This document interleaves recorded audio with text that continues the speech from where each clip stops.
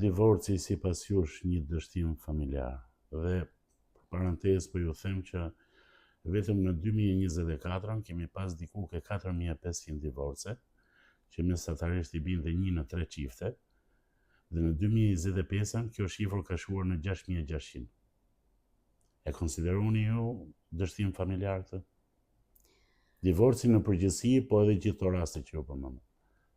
Personalisht e konsideroj si dështim familjar, sepse në moment që një marrëdhënie apo një familje detyrohet të shpërndahet, le të themi, patjetër që është dështim. Ana juridike, divorci shihet si zgjidhje e konflikteve, shihet si zgjedhje edhe e dy bashkëshortëve, por në aspektin, siç ju thash, në aspektin personal, unë e konsideroj si dështim. Kodi i familjes nuk e sheh si dështim familjar, e sheh si zgjidhje dhe nuk e aprovon, por e lejon zgjidhjen e martesës. Nuk e promovon, por e lejon zgjidhjen e martesës. Por e lejon, po. Po ju në këndvështrimin tuaj, tani personal, jo si avokat. Në këndvështrimin tim personal, unë e konsideroj me thënë drejtën si dështim, pasi është ajo për cilën njeriu punon gjatë gjithë jetës së tij për të ndërtuar një familje, për të krijuar familjen, dhe vjen një moment ku kjo familje shpërbëhet. Dhe personalisht e gjykoj se është dështim personal. Më fol pak për bashkëtesën. A është kjo në kodin familjar? Bashkëtesa trajtohet në kodin familjar, trajtohet thuajse njësoj si një martesë ligjore, pra ka pasojat thuajse të njëjta si në martesën ligjore, shihet si një drejt ku secili mund ta ushtrojë me partnerin apo partneren e tij. Sipas mendimit tuaj, kush i vun më shumë pasojat në një ndarje? Po flas në familje, jo në bashkëtesë. Edhe nëse kemi fëmijë. Gjithmonë janë fëmijët ata të cilët vuajnë më shumë zgjidhjen e martesës. Dhe pikërisht këtu edhe ligji luan një rol të jashtëzakonshëm, sepse gjithçka merret në interesin më të lartë të fëmijës, pra vendoset gjithmonë në interesin më të lartë të fëmijës. A ka gra që abuzojnë me statusin e viktimës? Kryesisht abuzojnë, me thënë drejtën, por kryesisht janë tek urdhrat e mbrojtjes. Këtu i gjej më shumë gratë që janë më shumë abuzuese. Patjetër nuk dua të minimizoj vuajtjet e grave të tjera, të cilat me të drejtë kërkojnë urdhra të mbrojtjes sepse janë gratë dhunuara, por ka raste të cilat abuzojnë me këtë kërkesë. Dorina, si është të jesh njëkohësisht edhe grua dhe avokate? Aspektin profesional, mund të them që nuk është vështirë, madje ka disa raste të cilat mund ta quaj veten dhe të privilegjuar, sepse të qenurit grua ti ke një ndjesi shumë të madhe se që janë avokatët burra. Për shembull, ti mund të kuptosh shumë më mirë problematikat familjare, mund të kuptosh shumë më mirë dhe mund të gjesh shumë më mirë zgjidhjen e problematikave.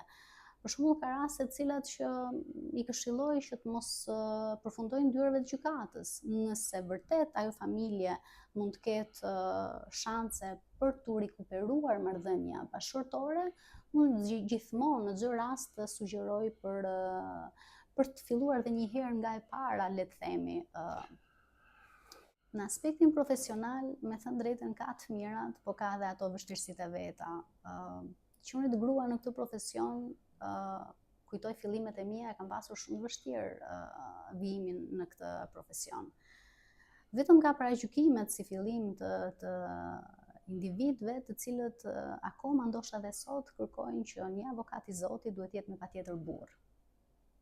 Për zgjidhur problematikat, si kryesisht ato me natyrë penale, duhet me patjetër të jetë një burr. Personalisht nuk kam hasur vështirësi vetëm në këtë paragjykim. Po kur njerëzit pastaj kanë filluar të njohin ty profesionalisht, atëherë ky paragjykim bie menjëherë. Në aspektin personal, pastaj patjetër që ka vështirësi, t'jesh nën, t'jesh grua, t'jesh avokate në profesion, patjetër që ka vështirësi, se me patjetër do lësh diçka mangët në familje që ty përkushtohesh. Do vim edhe aty nëse kime, a janë emocionet po aq të forta sa dhe ligji. Edhe do më lejosh të them diçka. Të qenit grua sigurisht që ka emocione të forta.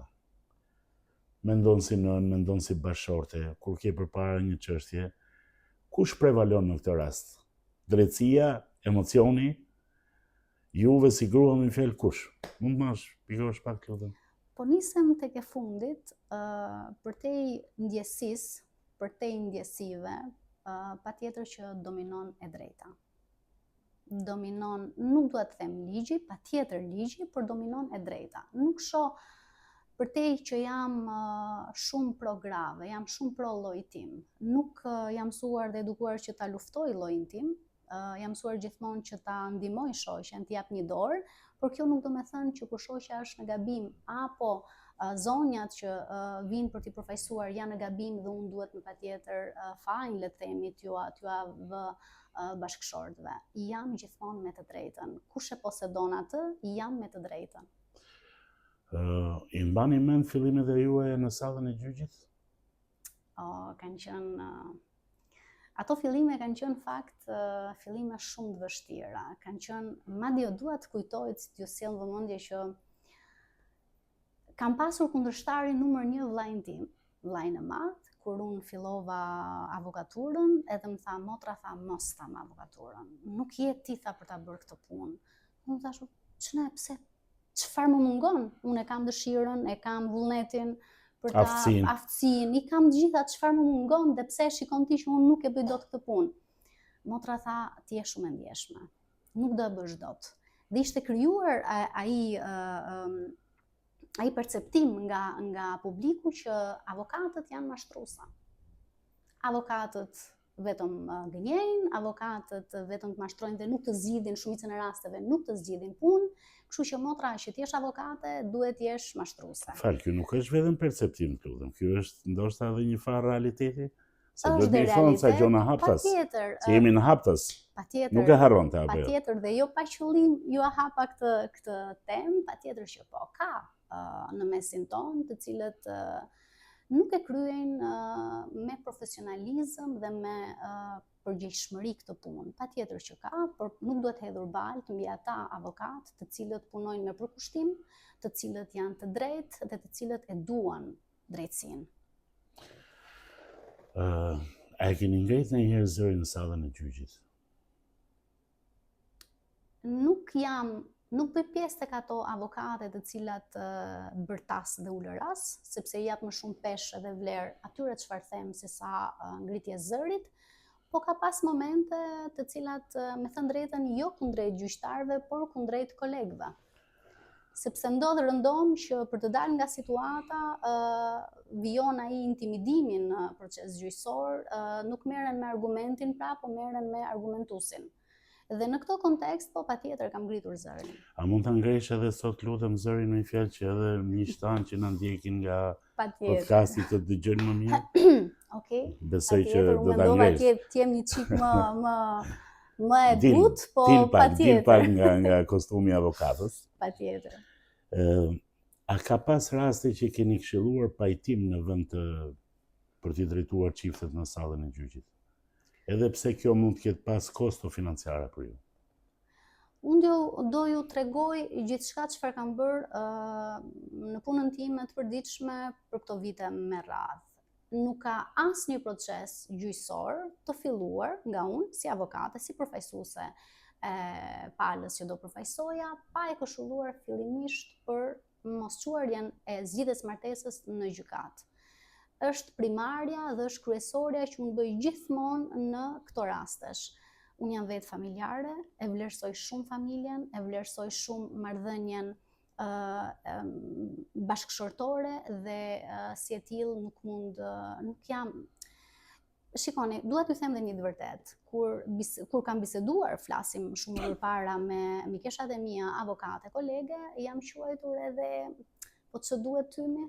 Idealiste. Po ç'pun keti, po bëjmë punën, merr atë pagesë, domethënë nuk ka funksionuar kështu tek unë, ka ndikuar patjetër edukimi që kam pasur, se para se të jem avokate, prindrit e mi kanë investuar në njeriun që unë jam sot dhe më pas për të më dhënë një profesion të cilën e kam zgjedhur dhe e kam zhvilluar vetë. Edhe me sa duket prindit kanë edukuar shumë mirë. Ju falenderoj për këtë. A kam pas këshillat e juaja sukses në suportin që i keni dhënë çifteve për të mos i drejtuar në gjykatë? Dhe a keni rast konkret që mund na tregosh? Patjetër, jam shumë e kënaqur që në rastet e mia që më kam trajtuar, kam disa familje që edhe sot e kësaj dite, me thënë drejtën, kur e din që unë jam besimtare dhe më urojnë në festat e mia, urojnë të çoj mesazhe, urimi, qoftë kur vinë edhe në Shqipëri, duan të më takojnë. Kam vërtet kënaqësi të jashtëzakonshme. Fakti që kam shpëtuar, le të themi në thojza. Jo, i ke shpëtuar vërtet, jo në thojza, ajo është vërtet. Numërohen 6 prej tyre, nuk janë shumë për fat të keq, por as pak nuk mund ta them, përderisa janë shpëtuara dhe përderisa vijojnë marrëdhëniet e tyre. Për këtë fakt më gëzoj një kënaqësi të jashtëzakonshme. Dhe sa vite eksperiencë keni në punën tuaj? Po bëj gati 14 vite, plus minus. Më shumë kanë qenë çështjet që keni fituar apo që keni humbur? Unë duhet jem haptas. Janë raste të cilat jo të gjithë. Shikon, në çështje gjyqësore nuk ka vetëm fitues edhe humbës. Pse janë gjithë humbës?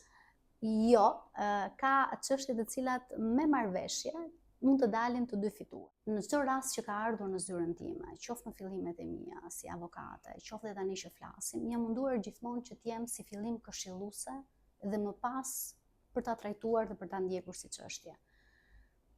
Ka pasur raste që vërtet personi që ka ardhur nuk ka qenë me të drejtën. Dhe ne si avokat kemi luksin, le ta themi, që mund të jemi selektiv në çështje. Për shumë ka raste penale të cilat nuk ka qenë me të drejtën dhe nuk i ka takuar ajo e drejtë që ai ka kërkuar.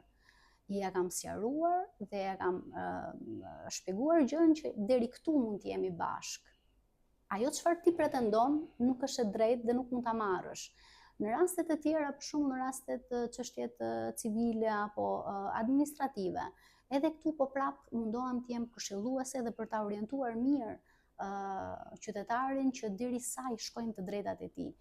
Dhe në këtë kuptim nuk mund them që, me thënë drejtën, s'kam bërë ndonjë statistikë që sa çështje kam pasur fituara apo të humbura, por ditë ju them me siguri të plotë që të gjithë individët që kanë kërkuar asistimin tim si avokate në çështjet e tyre kanë ngelur të kënaqur dhe kjo mua më jep një kënaqësi të jashtëzakonshme, sepse kështu e kam ngritur dhe punën që kam. Sepse në familjen time, me thënë drejtën, nuk kam asnjë që të jetë qoftë dhe një jurist i thjesht.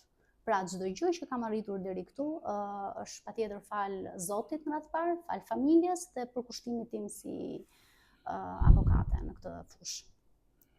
Pra po më thoni që ju nëse nuk jeni e bindur, domethënë për të marrë një çështje, pra bindeni vetë një herë, nuk e merrni atë çështje. Jo. Edhe pse kjo ka kosto profesionale për ju. Profesionale dhe monetare, sigurisht. Patjetër që ka, por unë nuk bëj pjesë tek ato avokatë të cilët jo vetëm që nuk sugjerojnë këshillat e tyre të vlefshme, unë mendoj që janë të vlefshme sepse ka raste për shembull që ne dim shumë mirë që personi jo vetëm që nuk do fitojë, por përkundrazi, është një kosto e shtuar e tij, se do paguaj avokatin. Edhe avokati ka kosto. Këtu patjetër që i këshilloj dhe i them që shiko, ju nuk mund ta fitoni këtë çështje. Për disa arsye, kështu që në gjykimin tim më mirë ta lini me kaq.